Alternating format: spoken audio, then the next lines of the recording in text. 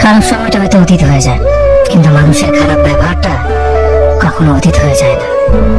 শুধু নিজে থেকে কথা বলা বন্ধ করে দেখো, দেখবে অনেক আপনজন পর হয়ে যাবে। আসলে কেউ আপন হয় না। যারা তোমার ক্ষতি চায় তাদের আঘাত করবে না, তাদের সামনে একটু হাসি মুখে বাঁচবে। দেখবে তুমি আঘাত করলে যা কষ্ট পেত, ওরা তার থেকে বেশি কষ্ট পাবে।